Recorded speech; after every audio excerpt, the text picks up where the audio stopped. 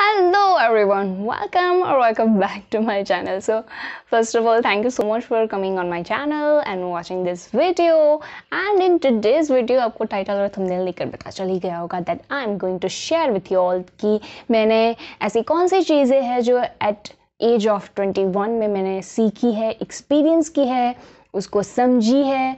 And I am really sure कि जो चीज़ें मैं आज आपके साथ इस वीडियो में शेयर करने वाली हूँ उसके साथ आप भी रिलेट करेंगे, क्योंकि it's all about life. And हम एक स्टेज पे आके ये सारी चीज़ें एक्सपीरियंस करते हैं, उसको समझते हैं। And the best thing about this कि इन सारी चीज़ों को समझने के बाद हमको लाइफ थोड़ी इजी सी लगने लगती है। And if I am talking about the age of 21, तो मैं ये कहना चाहूँगी कि ये एक ऐसी एज होती है, मतलब 20 से 25 तक ऐसी एज होती है कि हमारे थॉट्स जो है वो बहुत ही फ्लक्चुएट होते हैं और बहुत सारी चीज़ें मेस्ड अप हो जाती है। हमारे जो पेरेंट्स होते हैं वो थोड़े से उनकी हेल्थ भी थोड़ी सी ख़राब होने लगती है, क्योंकि उनकी भी एज होने लगती है और हमें अपने करियर पे फोकस करना होता है, और इवन इफ इट्स रिलेशनशिप। तो ऐसी बहुत सारी चीज़ें होती हैं जिनमें हम बहुत ही स्ट्रेस्ड हो जाते हैं, मेस्ड अप हो जाते हैं, और हमें कई बार हमें पता ही नहीं चलता कि हमें करना क्या होता है। Okay, so I am sure कि आज का जो वीडियो है वो थोड़ा सा प्रैक्टिकल होगा और आप लोग भी उसको रिलेट कर पाएंगे। तो without any further do let's get started. So सबसे पहली चीज़ जो मैंने सीखी है वो है that don't copy exception. Yes, thank god कि मैंने ये चीज़ समझ ली। ओके, सो ये मैं इसीलिए कह रही हूँ कि मेरी उम्र के नौजवानों, आई मीन 20 से 25 तक, जैसे कि मैंने बताया कि थॉट्स बहुत फ्लक्चुएट होते हैं, किसी को पता ही नहीं होता कि करना क्या है। किसी के करियर को लेकर थॉट्स फ्लक्चुएट होते हैं, किसी को करियर को लेकर थॉट्स फ्लक्चुएट होते हैं, किसी को रिलेशनशिप को लेकर, किसी को फर्दर स्टडीज़ को लेकर, और किसी को पता ही नहीं होता कि करना क्या है। और वो लोग बैठे हैं अपने ही घर पे ताने सुनकर रोज़ के ससुराल वाली फीलिंग ले रहे हैं। ठीक है, तो ऐसा होता है कि हमें पता ही नहीं चलता कि हमें करना क्या है। बट एनीवेज, लेकिन लाइक आई सेड कि थॉट्स बहुत ही फ्लक्चुएट होते हैं। तो मैं अगर एग्जांपल दूँ, मार्क ज़करबर्ग, जिन्होंने बहुत ही कम उम्र में सक्सेस हासिल करी, राइट? तो लाइक आई सेड कि थॉट्स फ्लक्चुएट होते हैं, तो हम लोग क्या करते हैं, ठीक है, हम अपने थॉट्स को साइड में रख के जो एक्सेप्शन होता है, लाइक मार्क ज़करबर्ग जिन्होंने कम उम्र में इतनी सक्सेस हासिल कर ली, उनको कॉपी करना स्टार्ट करते हैं, क्योंकि हमें ऐसा लगता है कि हमें भी ऐसा करना चाहिए। हम कुछ ज़्यादा ही मोटिवेट हो जाता है। तो एक्सेप्शन को आइडल बनाना, उनसे इंस्पिरेशन लेना, it's not a wrong thing. Definitely आप वो करो, लेकिन उनको कॉपी मत करो। क्योंकि होता क्या है, अगर हमने उनकी तरह चलो मेहनत करना भी स्टार्ट कर लिया, ठीक है, 1 दिन 2 दिन 3 दिन, 1 महीना 2 महीना, फिर तीसरे महीने तक हमें मिलता है फेलियर, राइट? क्योंकि उनका जो स्ट्रगल है, उन्होंने किस तरीके से पूरी मेहनत से ये चीज़ हासिल की है, वो उनका स्ट्रगल है, वो हमारा स्ट्रगल नहीं है। और हम अगर उनको कॉपी करके उन्हीं की तरह बनना चाहेंगे तो डेफिनेटली हमें फेलियर ही मिलेगा, क्योंकि हम अपने थॉट्स तो रख ही नहीं पा रहे हैं, ठीक है, हम उनको कॉपी कर रहे हैं। तो तीसरे महीने में जब हमें फेलियर मिलता है तो फेलियर के साथ आता है डिप्रेशन। यस, और डिप्रेशन आता है तो क्या होता है, हमारे घर वाले समझते हैं कि हम लोग पागल हो चुके हैं। यस, क्योंकि हम मिडिल क्लास फैमिली से बिलोंग करते हैं और हमारी लाइफ में कभी भी कुछ भी हो सकता है। Okay, we have to be prepare for everything और नथिंग। तो ये चीज़ है कि एक्सेप्शन को कॉपी मत करो, अपनी जो स्किल सेट है, अपना जो पोटेंशियल है, उनको कभी भी अंडर एस्टिमेट मत करो। ओके, तो एक्सेप्शन को inspiration banana, it's not a bad thing. उनसे इंस्पायर होना, it's definitely a good thing, लेकिन उनको कॉपी मत करो।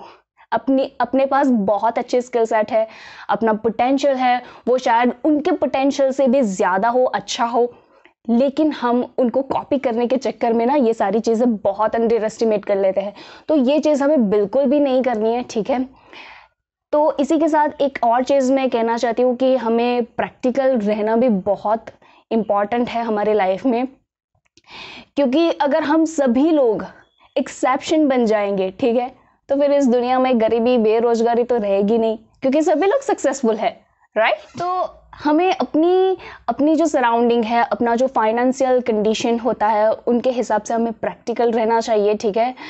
किसी भी चीज़ को ज़्यादा मेस्ड अप करके या फिर बहुत ही अपने आप को अंडर एस्टिमेट मत करो यार।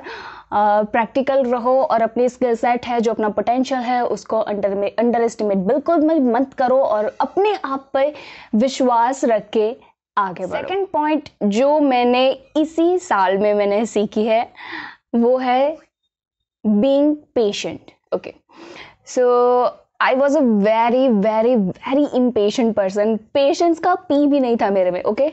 लेकिन इस साल ऐसी बहुत सारी चीज़ें हुए हैं जिसने मुझे सिखा दिया है कि पेशेंस रखना बहुत इम्पॉर्टेंट है। और अगर आपने उस चीज़ पे मुकाम हासिल कर लिया तो आई एम डेफिनेटली श्योर कि आप लाइफ में किसी भी आपके सामने बहुत बड़ी प्रॉब्लम भी क्यों ना आ जाए, आप उसको बहुत ही ईजीली और अच्छे तरीके से डील कर सकते हो। तो मैं ये इस बेसिस पे कह रही हूँ क्योंकि आई डोंट नो कि आप लोगों को पता है भी नहीं, but I and my entire family tested positive of corona and during this time I lost my job. Not lost but ऐसी चीज़ हो गई थी कि 1-2 महीने तक हमारे घर में इनकम सोर्स ही नहीं था, ठीक है। तो that's a very very difficult thing कि आपके घर में इनकम सोर्स नहीं है। और आई एम श्योर कि ये चीज़ बहुत सारे लोगों ने फेस की होगी कि इनकम सोर्स बंद हो जाता है और इतना मतलब सभी लोग प्रॉब्लम में आ जाते हैं, तो बहुत ही वो वर्स्ट चीज़ होती है।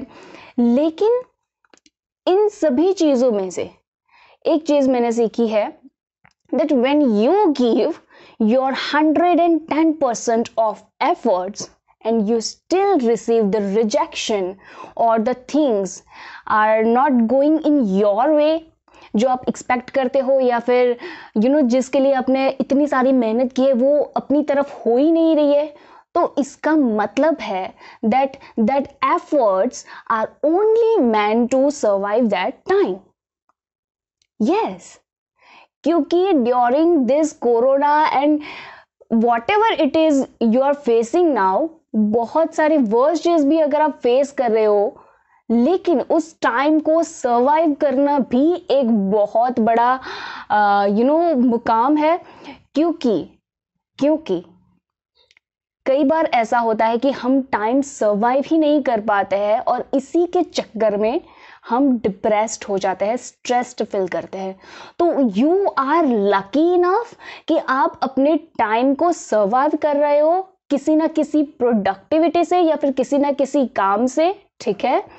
तो ऐसा मत समझो कि अगर आप इतने सारे एफर्ट्स डाल रहे हो, ठीक है, किसी चीज़ को पाने के लिए या फिर अपनी तरफ कुछ चीज़ें नहीं हो रही है फिर भी आप मेहनत करे जा रहे हो, तो ऐसा मत सोचो कि ये चीज़ बनी नहीं है मेरे लिए, मेरे को करना ही नहीं है, गिव अप कर देते हो या आप लोग। तो ऐसा बिल्कुल भी मत करना, क्योंकि वो जो टाइम है, वो जो एफर्ट्स है, वो like I said that efforts are only meant to survive that time. तो ये चीज़ समझना बहुत इंपॉर्टेंट हो जाता है। तो मोरल ऑफ दिस स्टोरी ये कहना चाह रही हूँ कि किसी चीज़ अपने वे में नहीं हो रही है तो गिव अप मत करो, being patient, and I'm definitely sure that efforts are coming in a very very good way. Yes, you never know क्योंकि अभी तो ग्लोबल सिचुएशन हो गई है कि हमें कभी भी हमारे साथ कुछ भी हो सकता है। इफ़ वी आर हेल्दी तब भी हमें कोरोना हो जाता है और if you are not then definitely.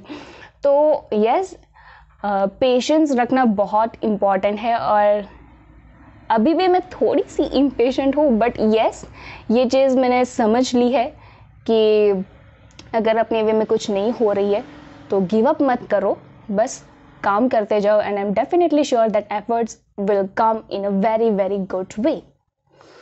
तो यस, ये एक चीज़ थी। लास्ट पॉइंट जो मैंने सीखी है वो मैंने अपने आप से सीखी है। यस ओके, जो लोग मेरे वीडियोस रेगुलरली देखते हैं उनको पता होगा that I have acne and my beautiful skin disorder. या तो ये चीज़ मैंने अपने आप से सीखी है कि अपने आप को एक्सेप्ट करना भी एक बहुत ही बड़ा अचीवमेंट है। यस क्योंकि बहुत प्रैक्टिकल मैं बता रही हूँ कि मैं एक ऐसी लड़की थी जो मतलब अपने फ्रेंड्स के साथ हैंग आउट नहीं करती थी, घर के बाहर नहीं निकलती। Why? Because I have acne. चलो एक्ने को तो मैं किसी तरीके से कंसीलर से मैं अपने हाइड कर लेती थी, ठीक है, लेकिन what about my skin disorder? तो उस चीज़ को तो मैं कंसीलर से भी नहीं हटा पा रही थी, ठीक है। तो इसी की वजह से मैं घर से ज़्यादा बाहर भी नहीं निकलती थी, किसी भी सोशल ओकेजन होता था वहाँ पे भी नहीं जाती थी।